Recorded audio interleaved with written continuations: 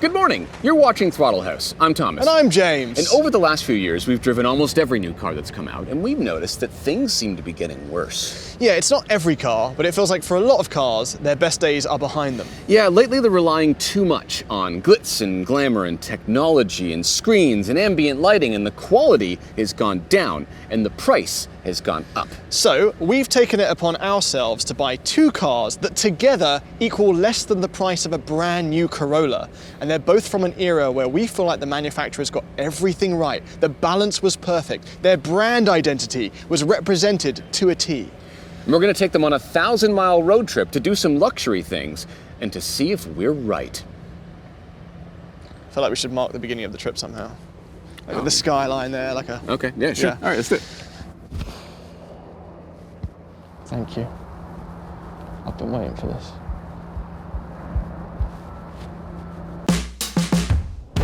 Our journey begins in the heart of Toronto, and James and I had both picked cars from the class of cars that in the modern day we think has fallen for the techie gimmicks and surface-level craftsmanship the hardest. The class that we feel has almost disappeared, the flagships. So, not by accident, we both picked 90s V12 legends.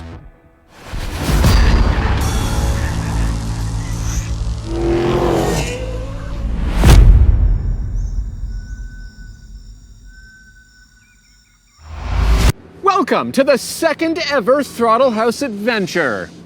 Look at that. What is it? This is a 1998 BMW 750iL V12, and it is one of my favorite cars, and it's the coolest BMW. Every BMW we stand for is the coolest BMW. But this is a Bond car. This was Tomorrow Never Dies. This is the V12, man. Long wheelbase, it's so cool. I'd be jealous if I wasn't standing in front of my 1992 S600 long wheelbase V12 W140 generation S-Class. This is the W140. This is the big one. This is the one that everyone talks about, right? Famously over-engineered, overbuilt. If it was overbuilt, it might be like, that's not looking too All right, good you want to there. talk condition? Look at that. That's about to fall off. 32 years old, this. Yeah. How much did you pay for this?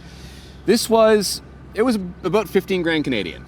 Okay, so Yeah. 10 or 11 US. 10 or 11 US, yeah. All right, so mine was 14 Canadian, so 10 US.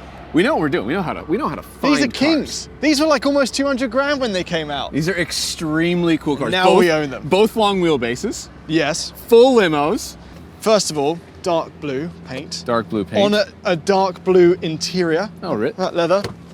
Look You that. can't see through the window, it's tinted. It's tinted. That's the darkest tint I've ever seen. Yeah. It's gangster, and it's slammed. Because I have noticed that it is also slammed, just like mine. this car originally was from Japan. So was this one. Oh, so maybe they were both schmoozer. They're both Schmakuza cars. But then this lived in Etobicoke for a while, Oh. which is an Italian part of Toronto, so I think it also was Schmafia afterwards. Right. So Okay. double. Have you noticed my wheels? Can I point them out to you, please? I have noticed them because I can see the whole world reflected in them. But yeah, are those real Alpina wheels? Yes. These are, check this out. I have proof. Look, that's the stamp because you could option Alpina wheels in the Alpina body kit back in the day. That's got to be worth In Japan, something. I think. Look Yeah. at how insanely huge these wheels are. Where's Also, your tyre? You got no tyre. I don't have any tire. What's the point? It's a luxury car. Like, I am genuinely afraid driving around Toronto that I'm not going to last the day. I've got monoblocks though. Those are not real monoblocks, James. What makes you say that? I continue to show Thomas around the superior features of my S-Class, with its revolutionary rear antennae backup aids, and the special handle that pops out of the trunk when you click it open to make sure your hands don't dirty a clean car, or vice versa.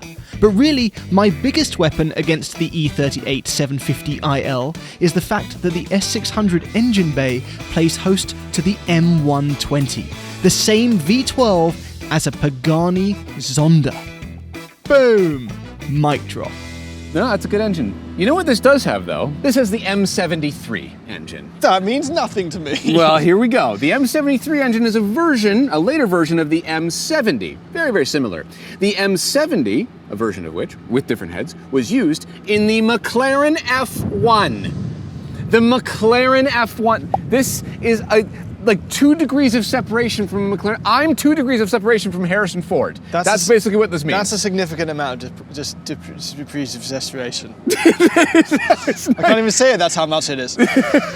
Okay. I've got more displacement than you. You have more displacement 6 than me? litres versus 5.4. I've got more horsepower. You do? I have 322. Oh, okay, yeah, I got 402. You're done, mate. Anyway, it doesn't matter. This is about luxury. Right. Right? What is luxury? Oh, yes, excess, isn't it? It is. Gluttony. Yep. We're going to go on a food tour. We're going to start here in Toronto, and we're going to see some of the tastes and smells and sights and sounds of the huge diverse amount of food culture that we have here. And then we're going to go to Montreal. That's it. Shall we leave? Yeah, yeah. Okay. I'll be right behind you. I'm just going to check something really quick in the trunk. What do you... Does your car not start? Why would you say that? Because you're getting a booster pack, aren't you? Well, and the battery's back here. You just go. I'll be there. I'll be right there. Okay. I don't know why it's not starting.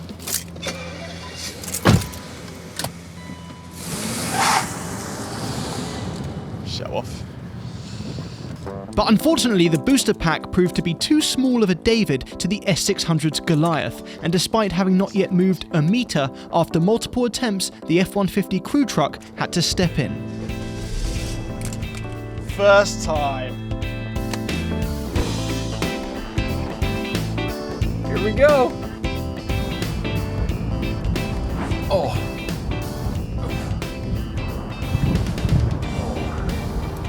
James. Yeah. The ride in my car is really, really not very good. Mine feels mildly compromised, but actually not as bad as it could be. Okay, also, I don't want to speak too soon, but I don't think my air conditioning is working.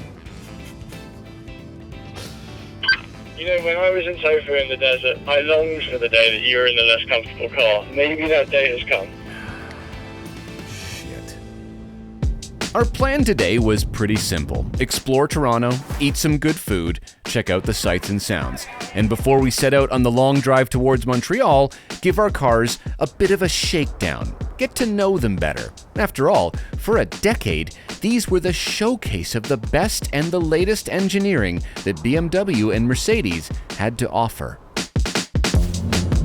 So, I am in the W140. We visited this car once before, very briefly, but now it's time to give it the time it deserves, because as Thomas said, cars, especially Mercedes, are very guilty of getting chintzy and glamoury and not good. Look at the EQS line, or don't, because it's horrible and you might want to maintain an appetite. Look at the new Maybach SL. That's just got M's all over the hood. Or even the Maybach EQS SUV with M's in places that don't make any sense. It's actually become gross. Compared to those, this car is just like a blank slate of simplicity. And more importantly, and specifically to this car, Mercedes spared no expense. After all, no expense can be spared when ushering in a new era of luxury. This was, after all, their Sonderklasse, meaning special class. By 1991, Mercedes had spent nearly $1 billion developing the W140. To put that in perspective, that's 1/19 of what WhatsApp sold to Facebook for. That's a bad example, actually. I should have gone the other way. Why did I go smaller? Damn it. Anyway, it was their first production V12, their most powerful engine at the time, and more importantly, you're looking at a Bruno Sacco designed, competition-drowning masterpiece of innovation and tech. This car was the first to use double-paned glass for a quieter cabin, the first to have soft-closed doors and trunk, the first to use electronic stability control, a car phone system that's activated by voice control. This car was nuts! So yeah, they put money into it. And there is tech. There's tech, but in the way that roads and phone lines were tech, things that moved the game forward. I have an electronically moving rear mirror with this button down here. That's kind of cool. I don't know if that moves the game forward, to be fair. I have heated seats. I have a lumbar control. I have a control that not only powers where the seat position is, but I have another one that powers where the cushion is. So my back stays in the same place, but my bum moves. I have a steering wheel that telescopes back and forth, up and down, all at the touch of this button here. Is it showing its age in some ways? Yes. It's 32 years old. My right wing mirror has given up, and the air resistance from when it accelerated has closed it. There are more cracks in the leather than in your grandmother's face, and there's a lot of play in the steering. But, I don't know, play is kind of a synonym for fun, so technically it's got really fun steering. Okay, this is the E38 BMW 7 Series. And there's a reason why everyone thinks it's the best one. Me being among those people.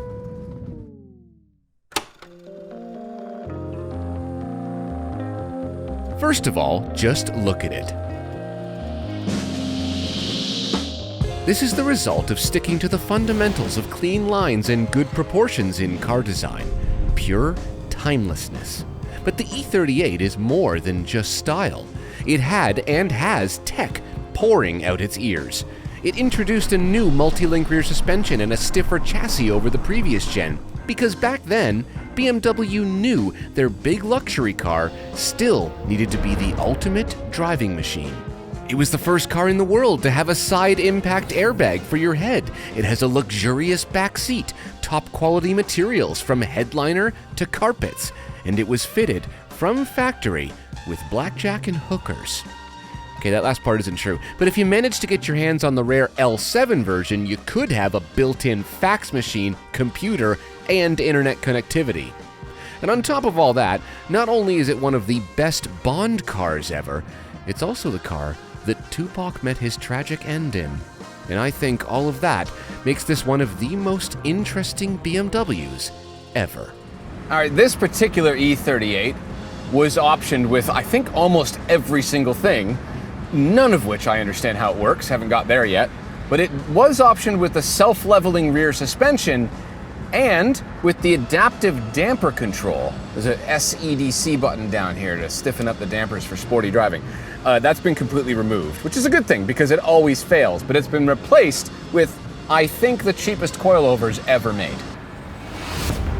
We continued on through the arterial highway of Toronto's downtown, passing by its most famous landmarks, but then we were, what's the opposite of rudely interrupted? Oh, the air show is on! James, those are F-22s, I think, that just flew over us. Yeah, Canada's got air shows. Couple of V12 limos.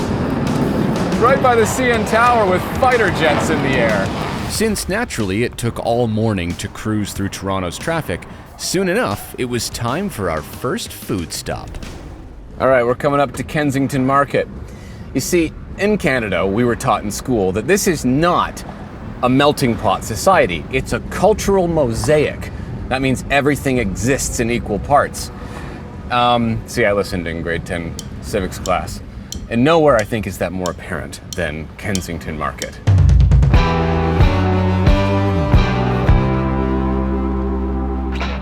Since the early 1900s, Kensington Market has been a beacon of multiculturalism in Toronto. And since then, it's maintained its eclectic shops, bohemian vibe, and more importantly for us, its reputation for international food. Within just a few blocks, there's Mexican, Jamaican, Korean, Tibetan, Portuguese, Vietnamese, Italian, Greek, Turkish, and more.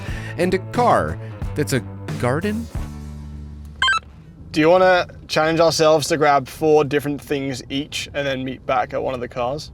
I like that idea. How about we do my car? Because I have tables. I have tables. Eyes bigger than our bellies, we set off, and every few steps experienced new smells and colours from nations great and small, food of every shape and size, and then we met back at our cars to lay it all out. We got jerk chicken, we got fried chicken biscuit sandwiches, fried chicken mac and cheese, twice accidentally. We got tacos, we got Korean corn dogs, and giant empanadas. And then we realised we'd made an error. Did we order too much food? No, because we have 4 very hungry people helping us film this. Okay. And handsome. I'm looking at you, Karston. You guys. We might need some help with this. And help they did! A valiant effort was made by all, but with the sun beating down on us, Thomas and I decided to have our last bites in the back of his 7 Series, where yes, he has tables. Not so much tables, are there? It's like tiny little shelves. Hey, listen, do you have any tables? Do you have anything? It could be options with tables. Yeah, but yours wasn't. I have a first aid kit. Oh, you also have. I also have a first aid kit. And it is completely intact. As So is is mine. As is in the trunk, the entire toolkit. I hope you know that the mark of a really well-kept BMW is that the toolkit is completely intact, in my eyes. It was never used, or rarely. There you go. You have more than me here. You got climate control. Climate control. I have my button to control the terrestrial television. I also have a remote for that. You don't have a TV in yours. I don't think I have a TV, but I have a remote. But what's it for? No one knows. Do you have a telephone? No, but it could be optioned with one. So can mine. I don't have it either. Oh, what have you done? What has happened there? What did you do? Is this electric? No. No, but it's like a. What did you? Oh, you pull it out. How does it go back in? I don't know, but it was fine until you were in the car. It's not true. So these are manual. Do you have an electric one that goes up at the back? Damn right I do. Here, watch. You can probably control it from this amazing control panel. Now we're talking. Nice. Mine can be optioned with that. There was an option with that. And I can also control that seat right there. So I can make that camera all jiggly. So Dan's trying to hold it super steady and I'm just messing with him right now. Yeah. You got some good stuff back here. It's roomy. Isn't it nice? I will say that the new 7 Series does it better though. No, it doesn't. Yes, it does. No, it does. That does. new 7 Series rear. And I'm not even talking about the TV that drops down. It's just epic. Be careful with that now. No, from you? Yeah. This is my one chance to mess up a car of yours with food. Some revenge. Wait on, like your mechanical sympathy is not going to allow you to mess this up because this is pretty much a brand new back seat. All right, I'll tell you what. I'll keep it clean. Yeah. Only because now we have to go pick up some VIPs. Yes, we do. We donated the rest of the untouched food to some local folks who needed it, then set off towards the airport, because somehow we'd arranged to pick up a couple celebrities who needed a ride to their respective destinations. James was picking up comedy sensation Jeff Arcuri, who was in town for a big show at Scotiabank Arena. And I was picking up Robbie Amell, Canadian actor extraordinaire who just got back from filming the final season of the show Upload, of which I am a big fan. Pleasure to meet you. You as well. Thank you for doing this. This is going to be the ride of a lifetime. Oh, is it? Yeah, let's go. I was quite looking forward to my commute with Jeff. Unfortunately, Thomas found himself a bit more starstruck by Robbie, someone who he calls Canada's handsomest man. So do you have like a skincare routine or?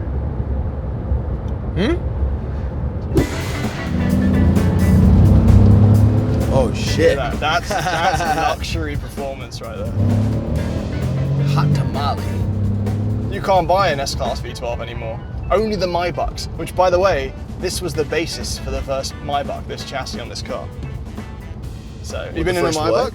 Maybach? Maybach, yeah. No, what's that? Is it a car? Yeah. Yeah, I know. I was just joking around. It's actually, I have one. I forgot I bought one of those. It's at home. So you like a push-pull legs kind of guy? Like do you like do squats and stuff? Yep. Cool. Whilst Thomas was making a fool of himself, I was busy showing Jeff the powered passenger headrests in my S-Class. Ready? Oh, it goes look down. at that. Yeah. I like how you have control of that. So I the have driver control can of tell that. you to go to sleep. Yeah, your one seems to have, is just dead, it's broken. Meanwhile, thankfully for all of our sakes, Thomas finally managed to be a normal person and chat about his 7 Series with Robbie, who is actually quite the car guy himself. That cast on his arm, for instance, rumour has it he did that exiting a 17,000-mile drift in a McLaren F1. So Robbie, you have a C8 Corvette, right? I do. Yeah. Does it have a V12? No, it does not. No. You ready? I am. Hold on. Ready? Here we go. Okay. All right, don't hurt the old girl. Yeah. No, it's quick though, right? It's quick. It is. It's good. Yeah. It's good. Yeah. 6 liters V12, 402 horsepower. Wow. I don't know much about cars, but how many megabytes is that? I think it's coming on for a gigabyte. I actually noticed there's a window shade in the back too. You ready? Watch this. I'm gonna put it down. Right? All right, pretty good. Not bad, right? Can we get one here?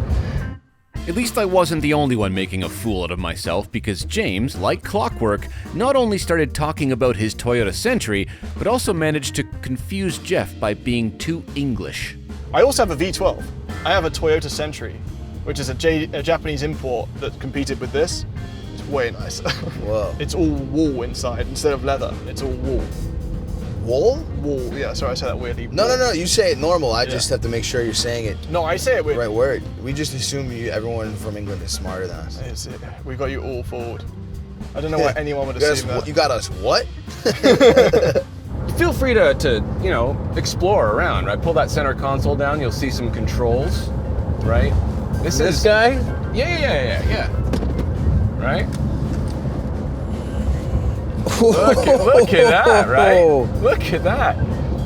I don't actually know what they do. I haven't spent much time back there, but feel free to mess around with it.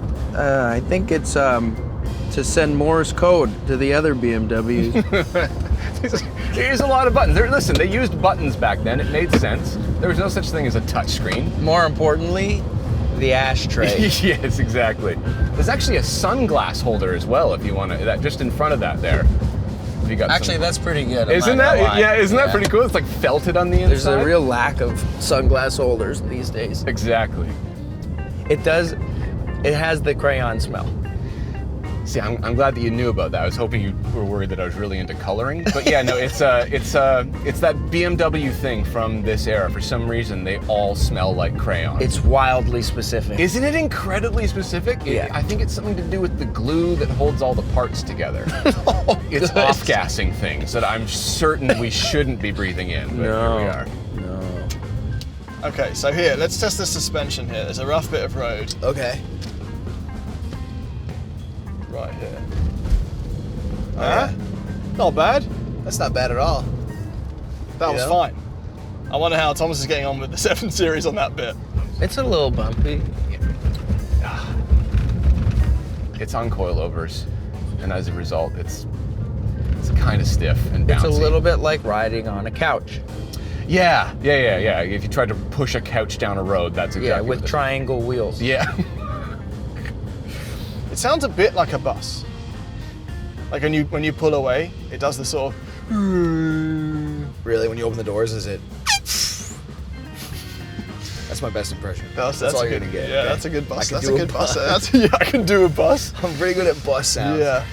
So good was Jeff's bus impression that he'd persuaded himself he was actually on a bus, and therefore, unbeknownst to me, had decided to not wear his seatbelt at the exact moment I decided to test the S-Class's cornering abilities. Whoa! It's a little bit of lean. A little bit of lean. A little bit, yeah. And I almost ate your that- cameras. I've got a little right turn coming up here, which I'll take just a bit briskly so you can kind of feel, Please. just like the chassis balance, really. Yeah, I'll hold on. Oh, excuse me. Not bad, right? She can go. Not bad, right?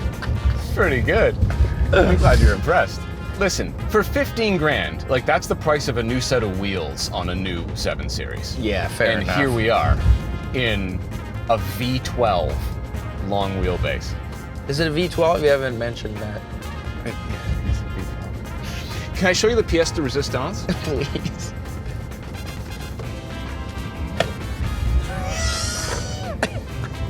Right? Right? All right, where's my meal? Okay, other thing that's very, very important that is not a very well-known feature of this car. Just below that, reach down, see where like there'd be the magazine slot? Yes. Pop that thing, pull it right out. It comes up right up to you. Oh. That is for taking notes.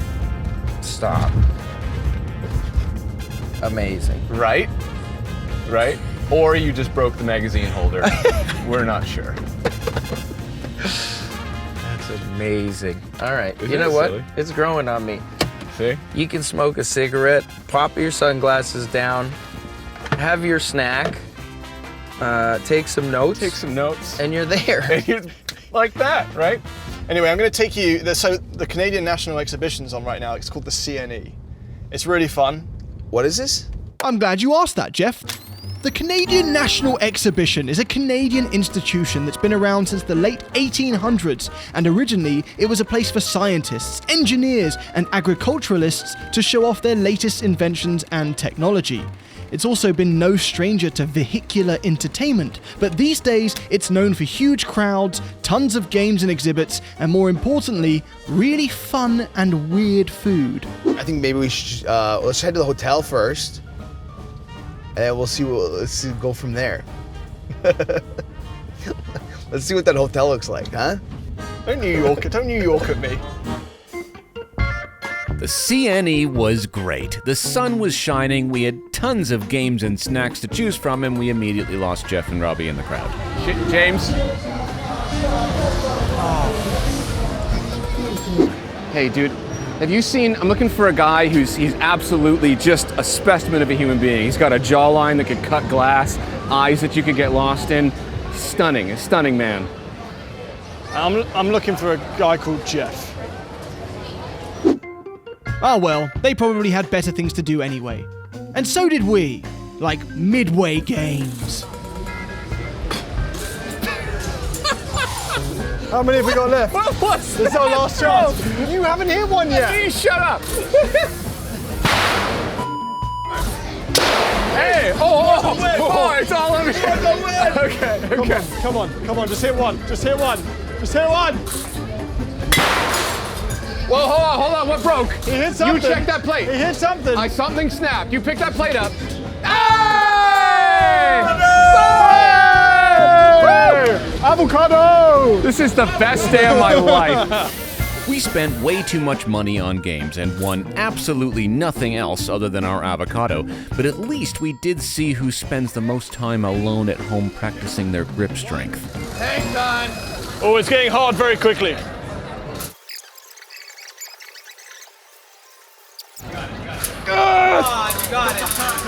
got it. How am I doing on time, Dan? Mine was greased up. No chance. Oh, you got it. No problem. Come on, James.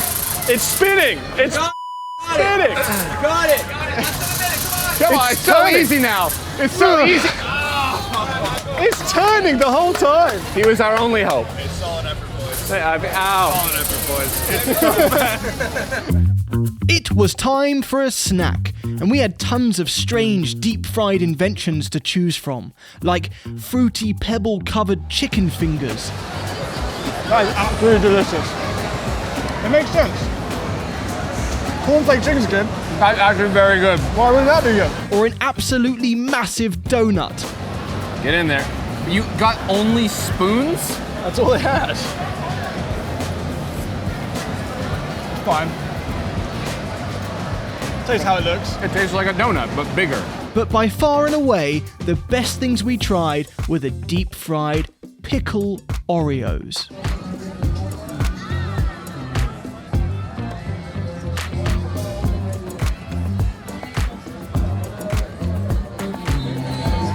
It's very good. It's very good. Eventually, we decided it was time to leave, so we fought the crowds back to our cars, where predictably James's S-Class needed another boost. This is becoming a thing, you know that, right? We've literally not gone anywhere. Two V12 German cars from 30 years ago. Yeah. What did you expect? I just expected to start. Yours is doing fine. Well, that tyre looks a little bit low. What's that? That tyre looks a bit low. Oh. Is that flat? Yeah. Has it run flat? They are run flat tires. Run flat meaning they can go flat and it's still safe to drive. Also, I mean, they're a little bit, but that's definitely flat. Okay. I knew that was going to So happen. with 999 miles to go, I knew that was going to happen. mine won't start, and Thomas has a flat tire. I don't think that these wheels are not going to last Montreal. There's no way. They're so sick. But I don't think they're going to do Montreal, honestly. Where's the valve stem? What do you mean? Where's the valve stem? What do you mean, what do you mean? Where's the valve stem? Don't tell me it's like behind this. See, my wheels are so cool, they don't even display the valve stem. Oh my God, you're so screwed. No, I got a screwdriver, we're fine. I figured out that the center cap needs to come off with a special key to fill the tire, and we were on our way. We made a quick stop to confirm the CN tower still exists, and it does. I checked to see if the ride in my 7 Series still sucked, and it did. And since we spent ungodly amounts of time in traffic doing that, before long we started getting hungry again. I mean, the food we've done so far hasn't exactly been luxurious. It's been a bit, like, sweaty and janky. But isn't true luxury just having whatever you want? Yes, and what I think I want now is a nice, high-quality patio dinner. Well, you want quality, you want fancy, why don't we go to Yorkville? You know, the place that is Toronto's Beverly Hills. All right, Yorkville it is. Let's do it. Within minutes of arriving in Yorkville, we remembered that it's vapid and tasteless and overpriced. So we went to a street just a few blocks south where the restaurants are a little bit more, if you know, you know. Okay, you see, this is what I was talking about. I know. Right? Fairy lights. Yeah. Wooden surfaces. A little sign that you can barely see from the road. Then you have to know about the place. You have to know. Yes. Sharing plates, which means they're smaller and more expensive. Yeah. Yeah. This is it. And you leave a little bit hungry. Yes, but not too full. That sucks, right? Yes. Okay. I have an idea. Before I told James my idea, we chowed down on a weirdly good salad, some epic but artsy burgers, and Branzino of all things. And then we were distracted by realizing we'd been spotted earlier in the day. I've been sent a link a million times today. You have? We've been spotted on the local car spotting group. Toronto Car Spotting? Toronto Car Spotting. A vibrant and busy community. And there's some comments. So people don't know it's us. Yeah. But there's comments about the cars and what the assumptions they make about the owners. That's slow, good. Here we are. Okay, so 44 comments so far. All right. So people have spotted that it's 750 and they're 600. Yeah. The wheels on both of them, heart face, monoblocks. That's what I'm talking 100% real. My God. We've got that E38 with like the horny drip. Yeah. Not the horny drip, that sounds bad. When you can hear a picture. Interesting. I think we'll talk about that in a second. We'll talk about that in a second, yeah. The E38 is fire. Must be some former Russian mafia dudes just cruising around. The 7 Series is the most beautiful car ever. That's a lot about the 7 Series, I'm just saying. Not a lot of W140 talk in there. They don't make them like they used to. Yeah, that's definitely got to be part of it. Looks better and will outlast the current garbage they are putting out. That's why we're doing this. Yeah, but that's the hypothesis. Yes, we'll find out. There we go. Okay, so here's what I'm thinking. Here's my idea. Right. We're going to Montreal anyway, because we're doing this food tour, luxury food tour, the whole thing, right? It's going to be great. I can't wait. In Montreal is a place that once was hallowed ground for celebrating the V12. Do you mean hallowed ground? Yes, it's also probably hollow ground because it's been around for a while. Anyway, here's what I think we should do. We have V12s in these cars, right? We do. We're very excited about them. Pagani V12. Does yours sound a bit like a city bus pulling away? It does sound like a city bus. Mine does too. It kind of makes this like... Yes. It's not exciting. It's not fun. It's not loud. It's just there. I know what they're trying to do. They're trying to quiet it down, but it's nothing compared to a modern, like...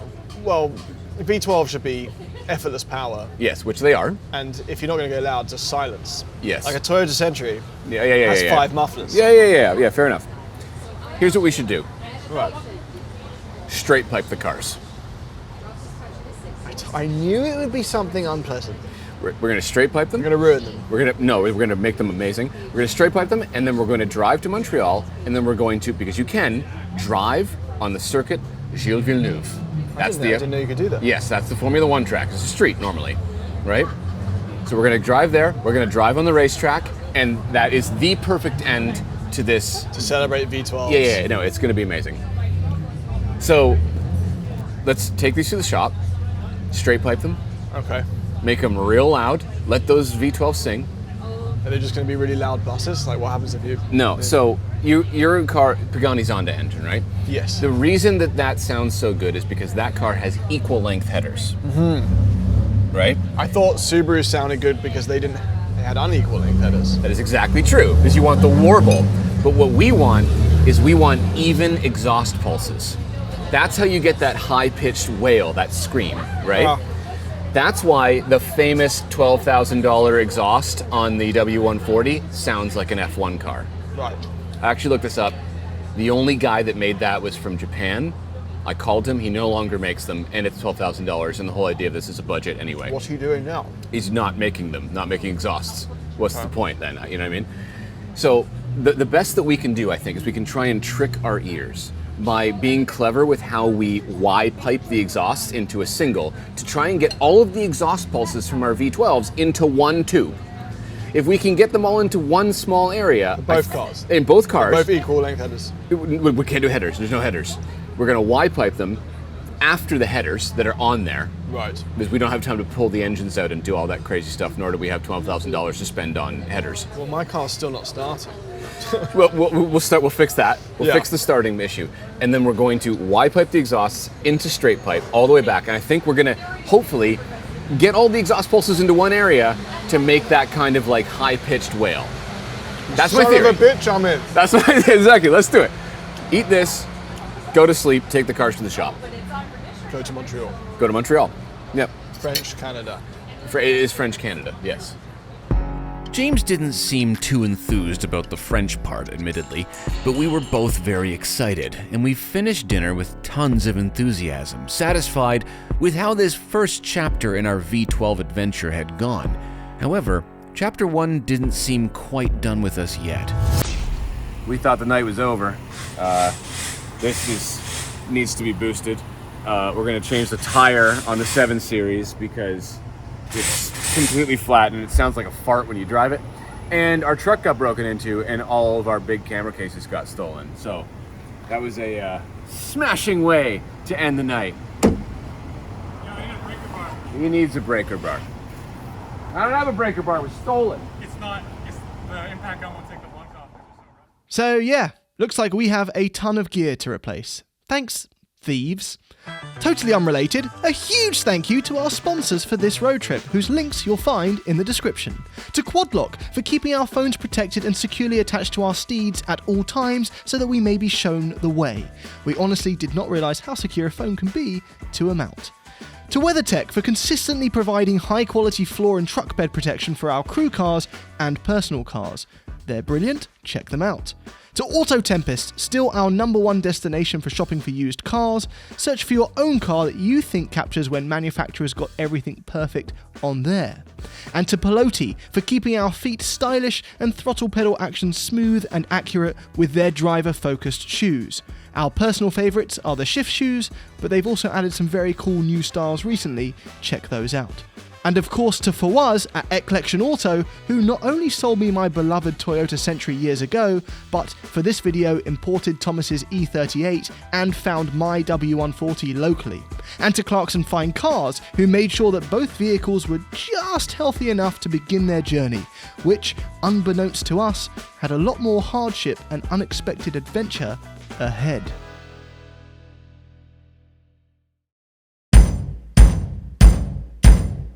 On the next episode of our V12 road trip, we compare our pipes, attempt to show our car's performance, Go. Oh, I just did a massive burnout once. and then brave a journey to Montreal and the F1 circuit that hides within it. And yes, disaster strikes again. Leaking? And again, James is gonna think that I broke his car.